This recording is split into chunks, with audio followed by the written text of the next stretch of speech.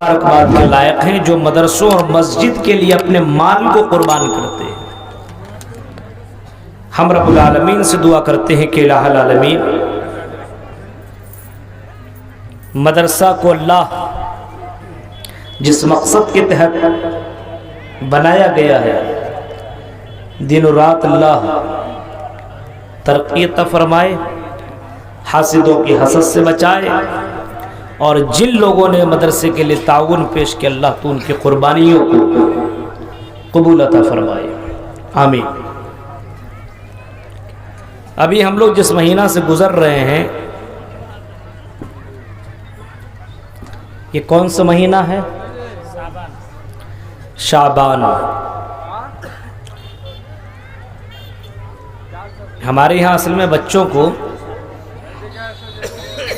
جنوری یاد رہتا ہے کیونکہ 1 جنوری مناتا ہے، 26 جنوری مناتا ہے،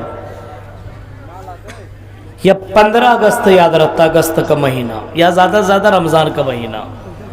اگر 12 مہینوں کو اگر ان سے پوچھا جائے 12 مہینے کا نام بتاؤ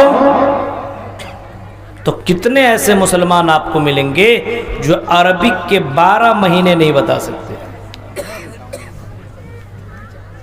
کتنے بچے اور کتنے بوڑھے بزرگ ملیں گے نہیں بتا سکیں گے، اور جنوری فروری بولو تو ایسا سنائیں گے بس مت پوچھئے۔ انگریز تو چلے گئے لیکن اپنی وہ ساری عادتیں چھوڑ کر کے گئے۔ آنے والا وہ مہینہ رمضان المبارک کا مہینہ، اس مہینے کے لیے ہم نے کیسی تیاری کی ہے؟ رمضان کے تعلق سے ہم آپ کے سامنے گفتگو کریں گے۔ وجہ کیا ہے کہ اللہ کے نبی صلی اللہ علیہ وسلم رمضان سے پہلے ہی رمضان کی تیاری کرنا شروع کر دیتے تھے۔ اللہ تعالیٰ نے ہمیں اور آپ کو اسی وجہ سے پیدا کی، اپنی عبادت کے لیے، اپنی بندگی کے لیے۔ وَمَا خَلَقْتُ الْجِنَّ وَالْإِنسَ إِلَّا لِيَعْبُدُونَ۔ اے میرے بندو، ہم نے تمہیں محض اپنی عبادت کے لیے، اپنی پوجا کے لیے، اپنی بھکتی کے لیے پیدا کیا ہے۔ دنیا میں رہو، کھاؤ پیو، کماؤ، بلڈنگیں بناؤ، بینک بیلنس جمع کرو، لیکن نہیں میرے بندو، پیدا کرنے کا مقصد عبادت ہے۔ اور جو بندہ اس دنیا میں اللہ کی عبادت کر کے اللہ کو خوش نہ کر سکا، اللہ کو راضی نہ کر سکا، اللہ کو پرسن نہ کر سکا، اس سے بد نصیب کوئی دوسرا نہیں۔ قیامت کے دن جب اللہ تعالیٰ بندوں سے کہے گا قال کم لبثتم، اے میرے بندے یہ بتاؤ تم کو دنیا میں نے بھیجا، یہ بتاؤ دنیا میں تم نے کتنی زندگی گزاری؟ قال کم لبثتم، بتاؤ تم نے دنیا میں کتنے دن کاٹے، کتنے سال، کتنی زندگی گزاری؟ جواب میں کہے گا قالوا لبثنا یوما او بعض یوم، اے اللہ ہم نے دنیا میں ایک دن یا ایک دن کا آدھا حصہ ہم نے دنیا میں زندگی گزاری بس۔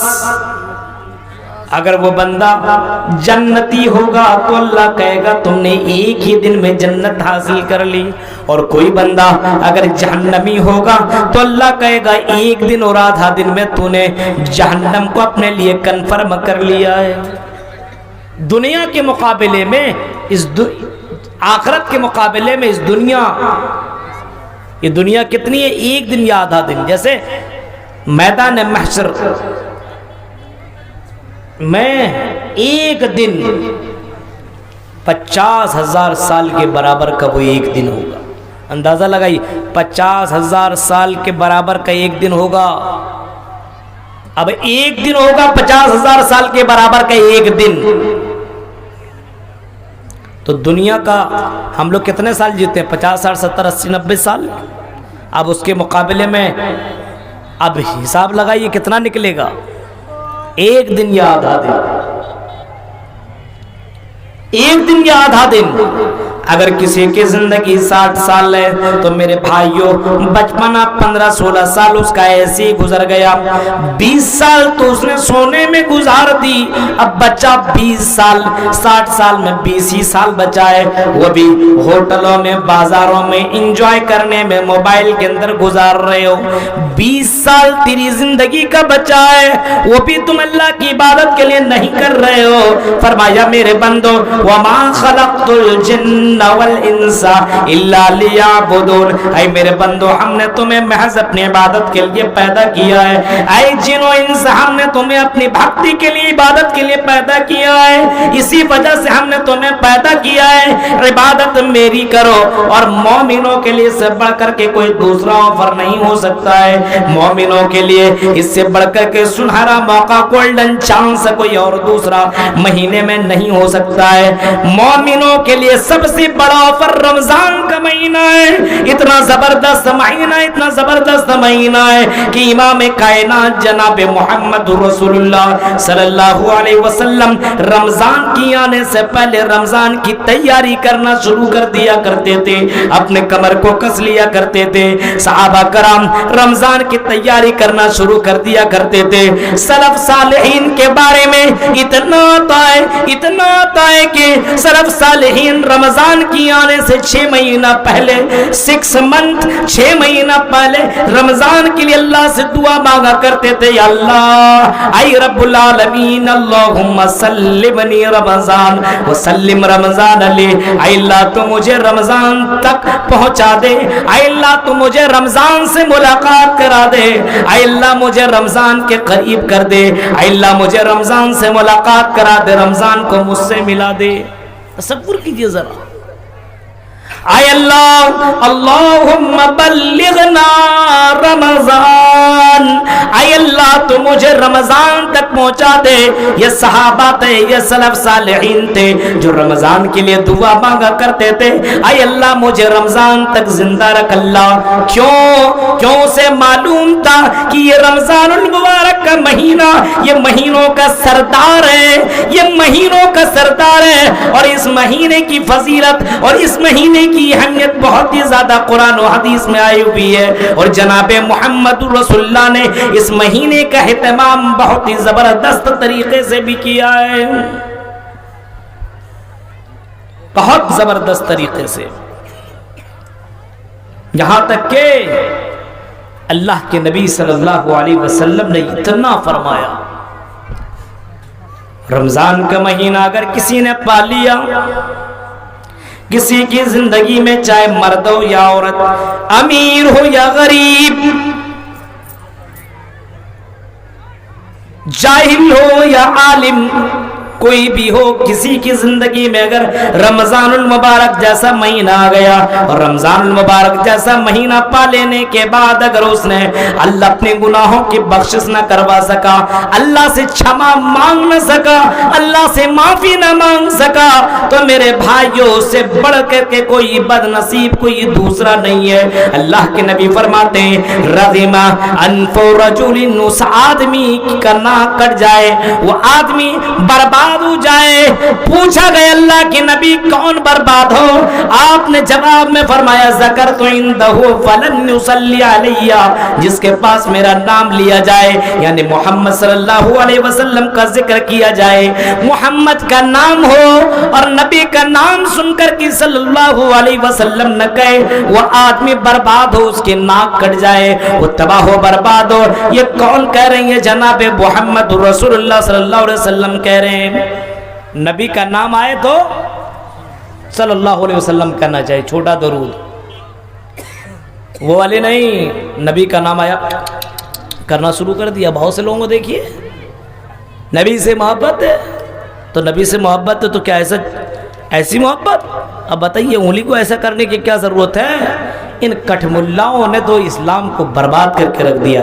ابھی چاچکی کے اندر شرک و بدعت کے اوپر میری تقریر ہوئی ہے, ان تمام چیزوں کا میں نے پوسٹ مارٹم کیا اس تقریر کے اندر. اب اس کو سنیے گا میرے بھائیوں. فرمایا ذکرت عنده فلن يصلي علی, جس کے سامنے میرا نام و میرا ذکر کیا جائے, میرا نام لیا جائے, محمد احمد کوئی نام ہو, میرے بہت سارے نام ہیں, بہت سارے نام ہیں, اگر میرا نام ذکر کیا جائے تو صلی اللہ علیہ وسلم ضرور پڑھنا, ضرور بولنا. اللہ کے نبی فرماتے ہیں جو میرا نام سن کر کے درود نہ پڑے اس کے ناک کٹ جائے, وہ تباہ و برباد ہو کر کے رہ جائے. پھر اللہ کے نبی صلی اللہ علیہ وسلم فرماتے ہیں وَرَغِمَ أَنْفُ الرَّجُلِ, اور اس آدمی کا بھی ناک کٹ جائے, وہ آدمی بھی تباہ و برباد ہو کر کے رہ جائے.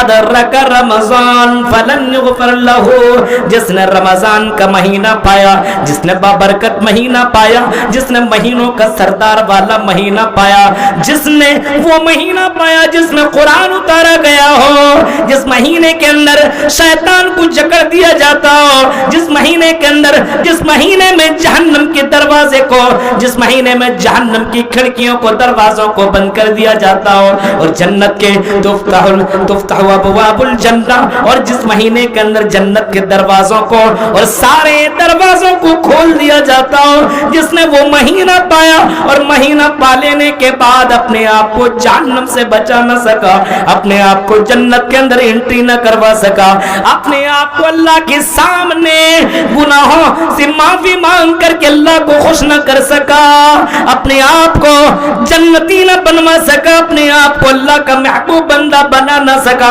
فرمایا اس سے بڑھ کر کے بد نصیب آدمی کوئی دوسرا نہیں ہے. وَرَغِمَ أَنْفُ رَجُلٍ, اس آدمی کا ناک کٹ جائے, وہ آدمی تباہ و برباد ہو کر کے رہ جائے. رمضان کا مہینہ آئے اور معافی نہ مانگ سکے. غور کیجئے میرے بھائیوں, ابھی چاند سعودی عرب میں دکھا نہیں ہے. آج خبر سنیے آپ, مومنین کی سوچ ہاں اور نظر اسی طرف ہونا چاہیے. چاند دکھا کہ نہیں دکھا, ہاں چاند دکھا کہ نہیں دکھا. سعودی عرب والے لوگ بڑے بڑے بلڈنگوں میں رہنے کے باوجود چلے جاتے ہیں میدانوں میں, ریگستانوں کی طرف نکل جاتے ہیں اور چاند دیکھنے کا اہتمام کرتے ہیں. کیوں؟ کیونکہ اللہ کے نبی رمضان کا مہینہ آنے سے پہلے چاند دیکھنے کا اہتمام کیا کرتے تھے, اور آپ نے چاند دیکھنے کی دعا بھی سکھلائی ہے.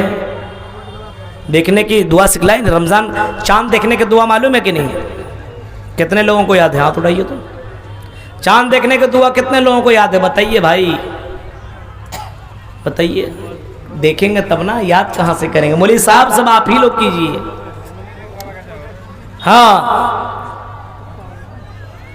سوشل میڈیا پہ دیکھیے سعودی عرب کے بہت سے لوگ اپنے بچوں کے ساتھ, بچیوں کے ساتھ, اپنے فیملی کے ساتھ ریگستان میں پہنچے ہوئے ہیں اور باقاعدہ چاند دیکھنے کا اہتمام کر رہے ہیں بڑی بڑی مشینوں کے ساتھ. چلو چاند نظر آ جائے, چاند نظر آ جائے, بابرکت مہینہ جلدی سے شروع ہو جائے, جلدی سے ہمارے درمیان وہ مہینہ چالو ہو جائے جس مہینے کے اندر جہنم کا دروازہ بند کر دیا جاتا ہے, جس مہینے کے اندر جنت کا دروازہ کھول دیا جاتا ہے, جس مہینے میں شیطان کو بند کر دیا جاتا ہے, جس مہینے میں قرآن کو اتارا گیا ہے, وہ مہینہ ذرا جلدی آ جائے. چلو چاند دیکھتے ہیں, چاند دیکھنے کے اہتمام کرتے ہیں. میرے پیارے ساتھیوں, سعودی عرب کے لوگ چاند دیکھنے کے اہتمام آج بھی کر رہے ہیں. آج بھی ریگستانوں میں جا کر کے باقاعدہ چاند دیکھنے کے اہتمام کرتے ہیں, کیونکہ اللہ کے نبی صلی اللہ علیہ وسلم چاند دیکھنے کا اہتمام کیا کرتے تھے. اور باقاعدہ جب چاند نظر آیا کرتا تھا تو اللہ کے نبی یہ دعا پڑھا کرتے تھے, اللہم احلو علینا بالامن والایمان والسلامت والاسلام.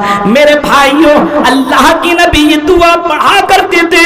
تصور کیجئے میرے بھائیوں, ہماری اس قوم کو کیا ہو گیا ہے جو اپنے آپ کو نبی کی امتی ہونے کا دعویٰ بھی کرتا ہے, اس کو چاند دیکھنے کا بھی دعا معلوم نہیں ہے. چاند دکھا, ابھی رمضان کے ٹائم میں کوئی فون نہیں کرے گا چاند دکھا کہ نہیں دکھا.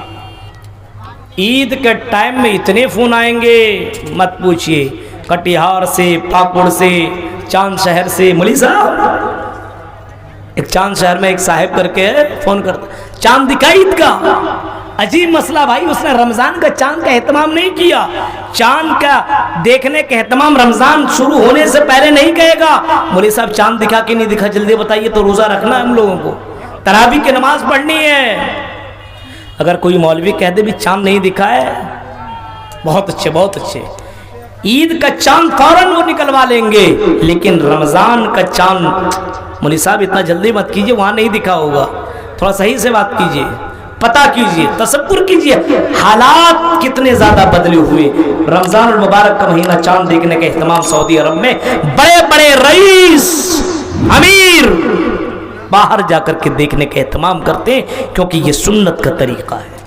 آپ اپنے بچوں کے ساتھ چھتوں پہ چڑھتے ہیں، باہر جا کر کے چاند دیکھنے کا اہتمام کرتے ہیں؟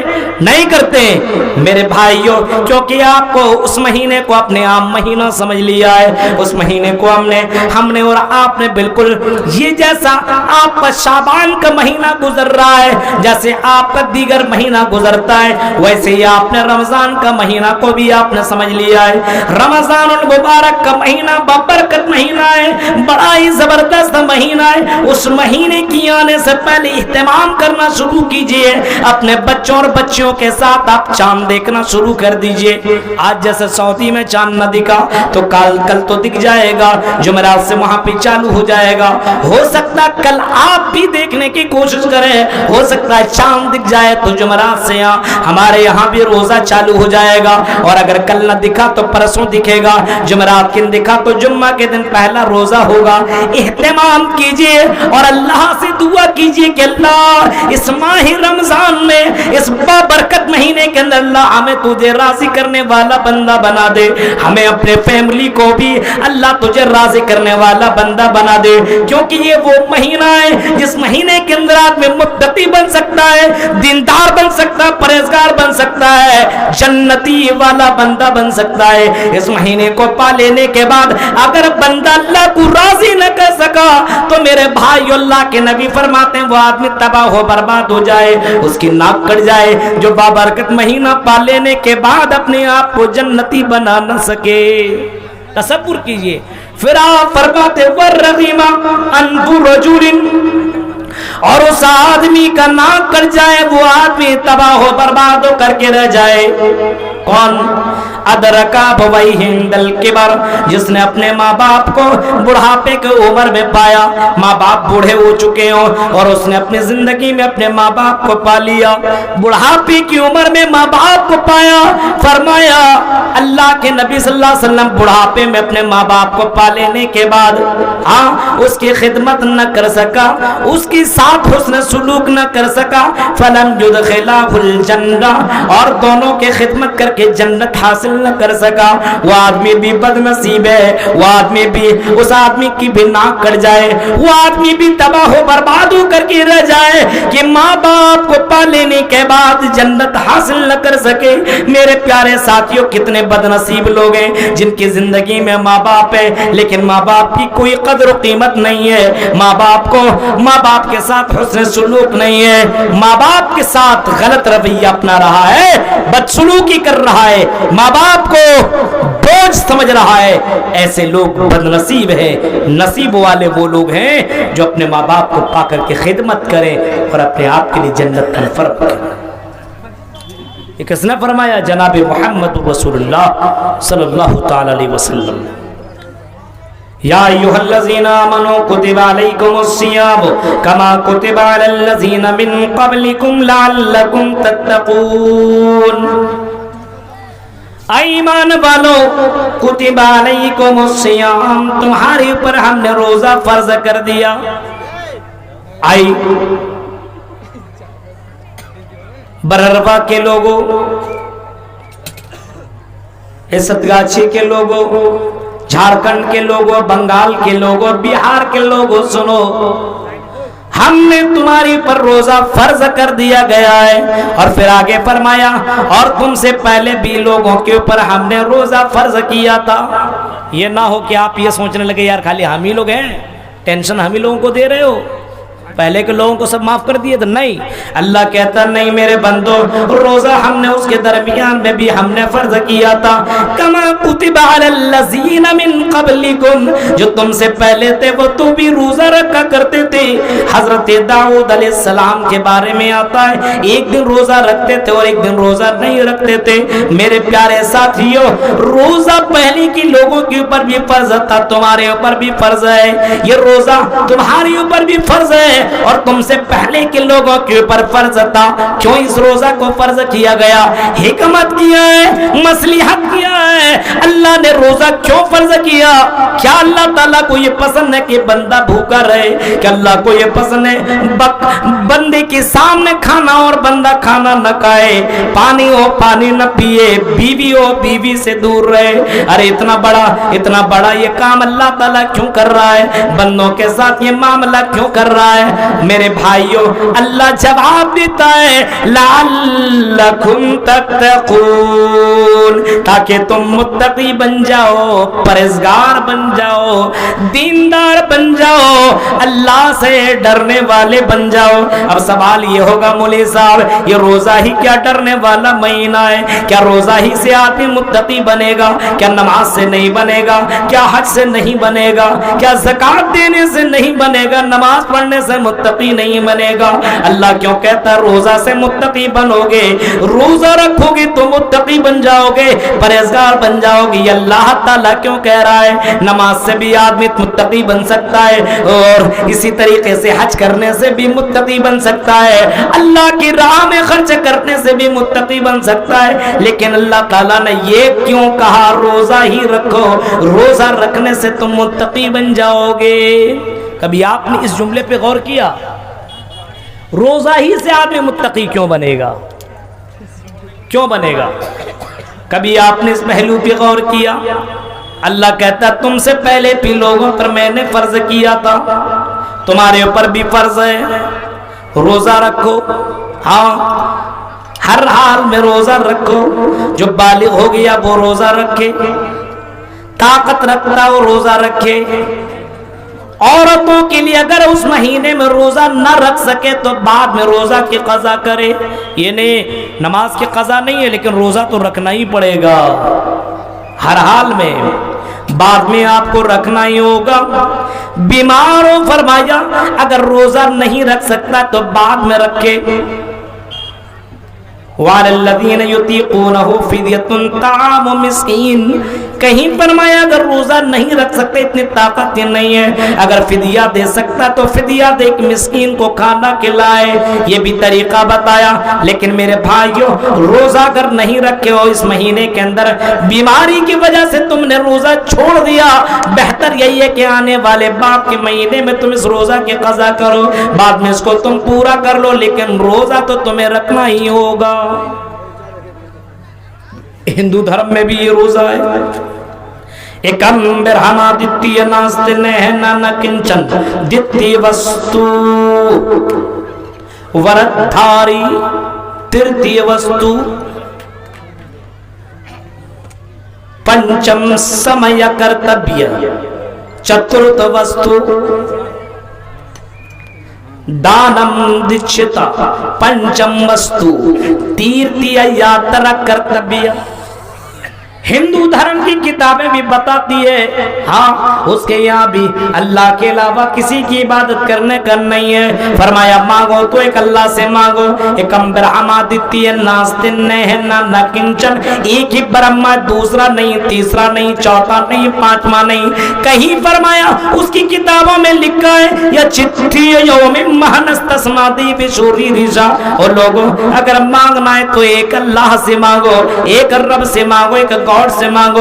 نستسما دیویشوری رشا, اس اللہ کے علاوہ بھگوان کے علاوہ کوئی ذرہ برابر تمہیں دے نہیں سکتا ہے. دتی وستو, فرمایا دتی وستو وردھاری, اور دوسرا یہ کہ تمہیں وردھاری روزہ رکھو, وردھاری روزہ رکھو.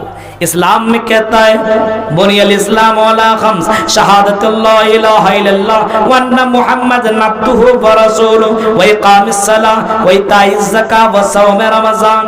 یہ دیکھیے اسلام بھی کہہ رہا ہے کہ اللہ کے اقرار کر لینے کے بعد، رسول کو رسول مان لینے کے بعد دوسرے نمبر پہ نماز، روزہ، اس کے بعد نماز کا بھی ذکر ہے اسلام میں، روزے کا بھی ذکر ہے اسلام میں، اور اسی طریقے سے دان دچھنا، زکوٰۃ کا بھی ذکر ہے اسلام کے اندر، اور اس کے بعد حج کرنے کا ذکر ہے اسلام کے اندر۔ یہ 5 چیزوں کا ذکر اسلام کے اندر بھی آتا ہے، تو یہی 5 چیزوں کا ذکر ہندو دھرم کی کتابوں کے اندر بھی آتا ہے۔ دتیہ وستو وردھاری، ہاں روزہ رکھو، اور اس کے بعد فرمایا، اس کے بعد تیسرے نمبر پہ فرمایا، تیسرے نمبر پنچم وستو، ہاں 5 وقت پنچم وستو، پھر فرمایا تیسرے 5ویں نمبر پہ یہ فرمایا کہ تیرتھی یاترا کرتبیہ، یعنی دور تک کا سفر کر کے تم حج کرو، پوجا کرو، جا کر کے گنگا میں اسنان کرو۔ اس کے یہاں بھی باقاعدہ ان 5 چیزوں کا ذکر ہے۔ وردھاری، روزہ رکھو، اس کے یہاں روزہ رکھنے میں بہت فرق ہے۔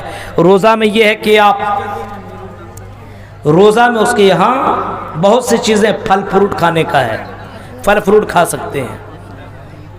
ہمارے یہاں کیا ہے، روزہ میں صبح صادق سے لے کر کے غروب آفتاب تک کوئی بھی چیز آپ کھا نہیں سکتے ہیں، پی نہیں سکتے ہیں، پی نہیں سکتے ہیں، آپ کوئی انجیکشن طاقت کی لگا نہیں سکتے، اپنی بیوی سے مل نہیں سکتے، بیوی سے مل نہیں سکتے۔ ملنے کا مطلب اپنے بیوی سے ہم بستری وغیرہ نہیں کر سکتے، ملاقات تو کر سکتے ہیں، بات چیت، سلام کلام سب چیز کر سکتے ہیں، لیکن بات چیت کر سکتے ہیں سب چیز، لیکن آپ اپنے بیوی سے ہم بستری یا وہ کام نہیں کر سکتے ہیں جس کی وجہ سے آپ کی شہوت بھڑک اٹھے، وہ کام آپ نہیں کر سکتے ہیں۔ صبح صادق سے لے کر کے غروب آفتاب تک، صبح صادق سے لے کر کے غروب آفتاب تک، تب تک مغرب کے اذان و اذان کے بعد جب آپ روزہ کھول لیں، اور روزہ کھولنے کے بعد وہ کھانا بھی حلال، وہ پانی بھی حلال، وہ بیوی بھی حلال، سب حلال۔ اب یہ صبح صادق سے لے کر کے غروب آفتاب تک یہ تمہارے اوپر جائز نہیں ہے، حلال ہے پانی، لیکن رمضان میں وہ تمہارے لیے حلال نہیں ہے، بیوی حلال ہے لیکن رمضان میں وہ حلال نہیں ہے، کھانا حلال ہے لیکن تمہارے لیے وہ حلال نہیں ہے، ہاں تمہارے گھر میں پھل فروٹ ہے لیکن وہ تمہارے لیے بھی حلال نہیں ہے۔ حالت روزہ میں ہو، تم کھا نہیں سکتے ہو، تم پی نہیں سکتے ہو، تم بیوی سے مل نہیں سکتے ہو، تمہارے پاس یہ ساری چیزیں اویلیبل ہے لیکن مل نہیں سکتے ہو۔ اب اس میں تقوی کہاں سے آئے گا؟ تقوی کہاں سے آئے گا؟ میرے بھائیوں، ہم اور آپ روزے کی حالت میں بند کمرے کے اندر گھر میں رہتے ہیں، بیوی سو رہی ہے، بچے سو رہے ہیں، ہاں دوپہر کا ٹائم ہے، سب لوگ آرام کر رہے ہیں، ہم نے فریج کھولا اور ہم نے فریج سے ایک سیب نکالا اور ہم نے چپکے سے کھا لیا۔ کون دیکھنے والا ہے؟ کون دیکھے گا؟ کھا لیا سیب۔ ہم نے فریج سے ٹھنڈا ٹھنڈا پانی نکالا اور پی لیا، کون دیکھنے والا ہے؟ ہم وضو بنا رہے ہیں، 2-4 گھونٹ اندر کر لیا، کون جاننے والا ہے؟ لیکن میرے بھائیوں، جو روزہ رکھتا ہے اس کو اتنا یقین ہے کہ حلق کے اندر جو پانی جا رہا ہے میرا اللہ جان رہا ہے، میرا رب جان